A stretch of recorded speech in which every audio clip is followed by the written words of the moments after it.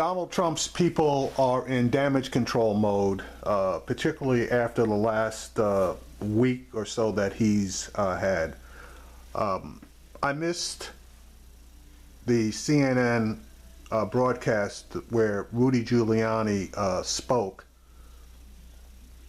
But then again, I didn't miss it because anytime Rudy Giuliani speaks, basically nothing comes out of his mouth other than bullshit. I'm going to play an interview that MSNBC had with Barry Bennett, who I do think is a decent person, irregardless of whether he was with the Trump campaign and is no longer with the Trump campaign. I think he is one of your top people as far as the political arena is concerned. The other person, Mike Caputo, he has absorbed the Trump Kool-Aid, and even though he too is no longer employed by Donald Trump, he is in a category I'll call basically all in for Trump no matter what. Here's the news clip from MSNBC. Our former New York City Mayor Rudy Giuliani responding to reports that key Republicans close to Donald Trump are plotting an intervention. I find the word intervention completely out of line. But there wasn't a meeting. I meet with Donald Trump all the time. I met with him 2 days ago. Spent 2.5 hours with him. We talk about issues. Sometimes we make changes. Sometimes he makes changes. It's an evolving campaign. He's a new candidate. That adds a little bit of more of a learning curve than would normally be the case. Joining me now, two men who know the inner workings of the Trump campaign all too well. Former head of communications for Trump's caucus operations team, Michael Caputo, and former Trump campaign senior advisor, Barry Bennett. Welcome, gentlemen. Before we start, Michael, I know you have signed an NDA with the Trump campaign, but both of you are free to speak. You're not holding anything back, so we'll start there. Please help us understand, though you're not currently with the campaign, there have been reports that campaign staffers are suicidal. What do you know in there? Well, I'll tell you, I speak to Trump campaign staffers all the time, senior levels, mid-level, junior level. Nobody's on the bridge talking about jumping off. What's happened in recent weeks is a lot of people have been let go. Paul Manafort is getting rid of some people that don't fit into his campaign plan and hiring others in that do fit his campaign plan. And I think some of the disgruntled employees, former employees, are out there trying to create media pressure on the campaign. Things are fine in the campaign. Everybody I talk to is working and moving forward. It's difficult, but running against Hillary Clinton is a very tall order. All right, now that's spin because the reports that I saw, and again, the reports I saw could be wrong as well, but the reports that I saw said that current, not former, current employees were suicidal and getting ready to jump off a bridge. So that in itself may or may not be accurate, and I'm tending not to want to agree with Mr. Caputo. Why, Barry, what do you think? Running against Hillary Clinton is a very tall order. Many people say it's a gift to the Republican Party because she's such an unlikable candidate. Yeah, I mean, that is true. You know, the truth, though, is Donald Trump has built the most powerful political message, certainly in my generation, and he's, you know, delivers it fearlessly. And I think Paul and the team are doing a great job. The problems we've had the last couple of weeks are, you know, he's been lured down some rabbit holes that, frankly, are a distraction from his message. And we got to get back to delivering this powerful message. No matter what the question, the answer is people are in pain, America is under assault, and the government is capable of nothing but waste and debt. See, that's the thing about Barry Bennett. His whole point is message discipline. And Dr. Ben Carson's biggest mistake was when he let this guy go in favor of Armstrong Williams. Carson might have been in that number 2 hole at the end of all of this if he had stayed with Barry Bennett. I got a lot of respect for Barry Bennett. It's such a powerful message, but Paul Manafort is firing people and bringing other people in who are on message. Where's the confusion? What is Paul trying to do?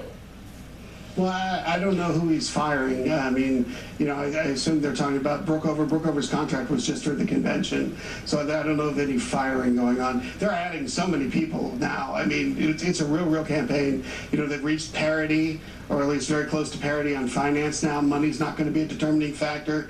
The fundraising apparatus is going along without missing a beat. We just got to get to that very powerful message and deliver it every day relentlessly. Well, Michael, Donald Trump isn't delivering that message every day relentlessly. Does Paul Manafort have control of Donald Trump? Can he actually lead him here? Well, I'll tell you, Donald Trump in Florida, 2 different rallies yesterday, was delivering that message. The distilled, most important message of the campaign is... All right, let me just let you know. Yeah, Donald Trump yesterday did have 2 rallies, and he did deliver that message. And then he, as usual, he went off point and started going in on Elizabeth Warren and various other people, which was not part of the message. So, as usual, he did not stay on message, and that is what hurts him. Barry said are you ready for change, or do you want 8 more years of the same? And I think Donald Trump talked about it yesterday in 2 different locations in Florida. The fact of the matter is it doesn't fit into the Hillary Clinton campaign narrative. The talking points going out to the media are very different from what the Trump campaign is putting out there. And so the media is covering what Hillary Clinton wants. Hold on a second. You know what? I'm not going to... I do admit...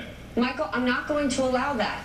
Because you're saying the media... No, not here. Not right now. Because you're saying the media... All right, I got to find out who this lady is. I got to be honest with you. I wasn't really into this section of MSNBC, but when she just pushed back hard on this guy, so I have just gained a bit more respect for her. So I'm gonna have to start following her. Media is only covering what Hillary Clinton wants. These are Donald Trump's words, day in and day out, at event after event that we're talking about. They have nothing to do with Hillary Clinton. Donald Trump went after the cons. Donald Trump is the one making... He didn't. He didn't? No, I tell you what, you look at what he said, and he was not attacking the cons. The problem with what... See, and now that's bullshit. Out of his own mouth, Donald says when he gets attacked, which Mr. Khan clearly did, he pushes back, he counterattacks. Those are words out of Trump's own mouth. And now this guy's going to spin it like, oh no, that wasn't an attack. Okay, you're going to hear this guy's words for yourself. He was doing is he was addressing the cons. He was confronting the cons, and you're not supposed to confront Gold Star appearance. He did not attack them, but the attack word is in every set of Hillary Clinton talking points that goes to you and every other reporter across this country, and so therefore he attacked them. He didn't attack. I'm going to let you know, I don't get any talking points from anyone, but Donald Trump questioned if Mrs. Khan was allowed to speak. That's not an attack? No, in fact, I think it was a fumble. I don't think it... Oh, Jesus. It wasn't an attack, it was a fumble. Bullshit, it was an attack. See, that's the Trump spin. These guys can't even be honest. Now, Barry is going to be honest about this, I believe, but this asshole, he is not an honest person. An honest person that has a heart and has any kind of morals viewed that more than likely for all of you absolutists out there as an attack. Was an attack. I think he was asked a question. He tried to answer it. In fact, the answer to that question should have been, Mr. and Mrs. Khan have made the ultimate sacrifice for this nation, and I support them saying whatever they need to say, regardless of what it is. That's the answer for a Gold Star parent. But Donald Trump is not a professional politician. He didn't know that. Perhaps he should have known that. That's the question. Why didn't he know that? But in fact, he did not attack the Khans, and he certainly didn't attack Mrs. Khan. So now he's not a professional politician, and he should have known that. How much more stuff doesn't he know? And what are going to be the consequences for the country on having to deal with him on stuff that he doesn't know, that's going to get us even deeper into the muck than we already are? So you're making an argument for voting against him, not voting for him, based on his lack of knowledge of what he should know and what he should do. Donald Trump did say, and I turn to you, Barry, if someone takes a swing at him, which the cons did on that stage, he feels that he will always take a swing back. Then here's my question. Earlier this week, Warren Buffett, who, is also a significant character out there, he took a swing. He challenged Donald Trump, and he said, mano a mano, I'm being audited, you're being audited. Let's compare tax statements. Let's look at our tax returns and let people answer questions. Let people ask us questions. Yet Mr. Trump hasn't even mentioned that challenge. Is it that he only punches down, he doesn't punch up? No, I think that this is exactly what he's got to do.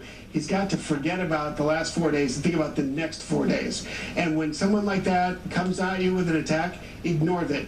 Talk about people in Ohio who can't find jobs. Talk about the 107 people who committed overdoses on Mexican heroin in Akron, Ohio in the last week.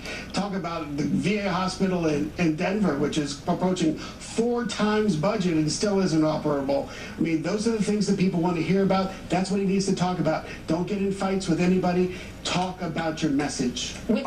All right, I want you to pay close attention to what Barry said initially. When someone like that attacks you, you need to ignore them. In this case, the someone like that he's referring to is a person that could buy and sell Donald Trump 100 times without even yawning. Translation, this guy is much more powerful than you are, so you can't win with him. Ignore him and run away. Pivot to something else. Leave him alone. That's what Barry Bennett was just saying. No doubt. The fact that he's not doing that at this point, does that make you wonder if he's listening to Paul Manafort, who does understand professional politics? Michael?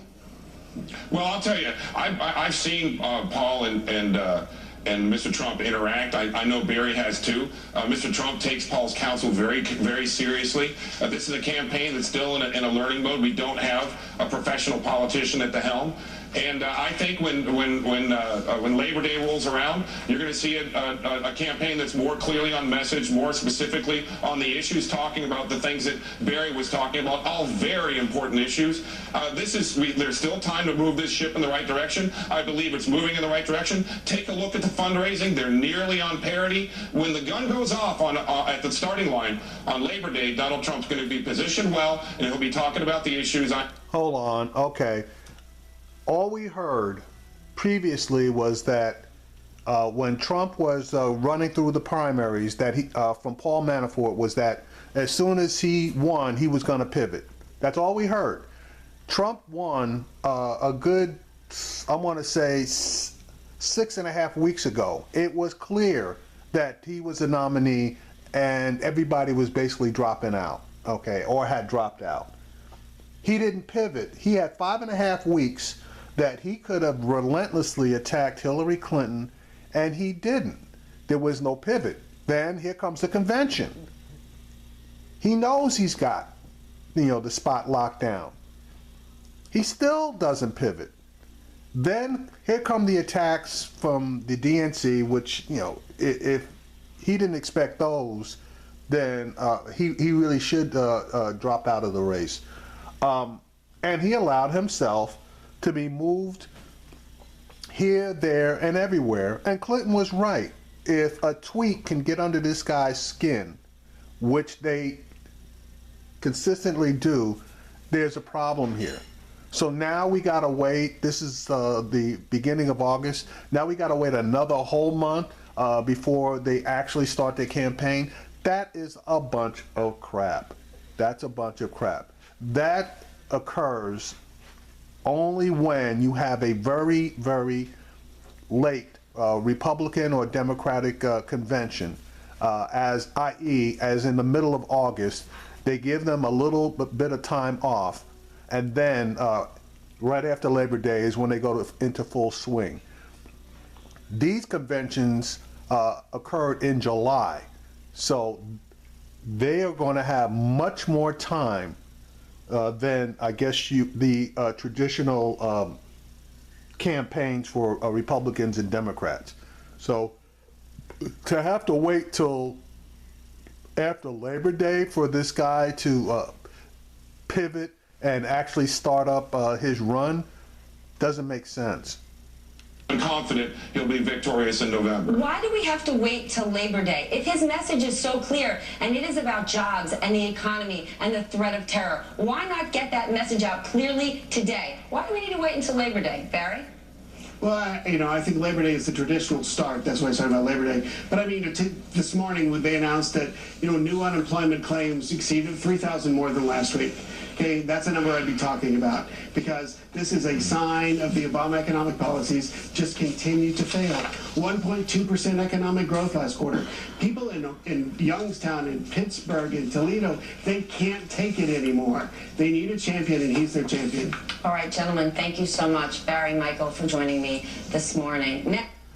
I'll be honest with you. I know Barry is a Republican guy, and I've said it way back when he was working with Ben Carson and Ben Carson let him go. I wish that Bernie Sanders could have gotten this guy on board with him, because this, in my opinion, this guy, Barry Bennett, he's one of your top guys as far as political campaigns are concerned.